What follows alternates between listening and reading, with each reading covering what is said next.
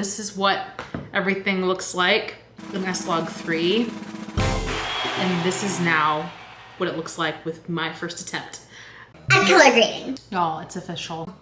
I'm a nerd. I stayed up until, I'm not even gonna tell you. I'm not even gonna tell you how late it is.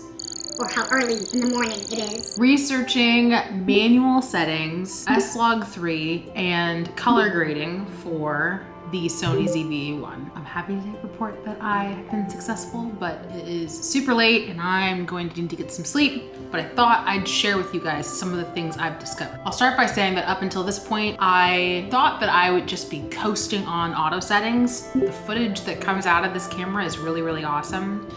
But then y'all, I started watching people's cinematic vlogs using this camera, and I just saw how gorgeous they all were. And the common theme was that folks are shooting in S-Log3 and they are color grading their footage and they're using manual settings. So I was like, we're gonna want to go that direction. We need to get on the bandwagon. I started with manual settings. I found a really good video by Nick Kendall, who's a YouTuber who has a video on settings for the ZV-E1 for beginners. He showed us how to set up our white balance, ISO, frames per second, the file formatting that we should be shooting in, just like all the little details. And it really clicked for me as he explained everything, how all the different settings kind of work together. In addition to that, he talked about picture profiles. There's the standard one, which comes straight out of the camera, and then you've got semitone, I'm not saying it right. It's a picture profile that Sony created that kind of bakes in that cinematic look into your footage without having to like shoot an S-Log3 and color grade the footage.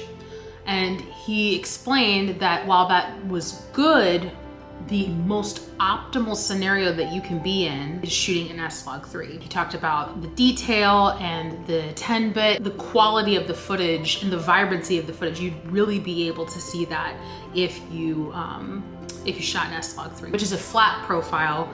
All the colors kind of pulled out so that you have that control over what you want the footage to look like. So all that to say, it was really, really good. He didn't go into a bunch of color grading, but that wasn't the purpose of the video.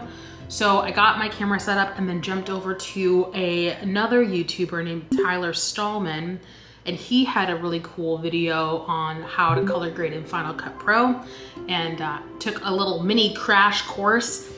He was just kind of highlighting some of the basics. It wasn't an exhaustive class. I think he has an exhaustive course for that. I think Nick does as well. But I kind of took some of the basics of what he said and started to experiment with them. I actually used a converter LUT from YouTuber Tamara Gabriel and then started playing with the different settings and things just to see if if there was any hope for me. Wanted to just make this video and at least give it a shot, and you can tell me if you like it or not. Here's to the beginning of more color grading, more learnings. All right, I am exhausted. I'm gonna go to bed now. See you guys.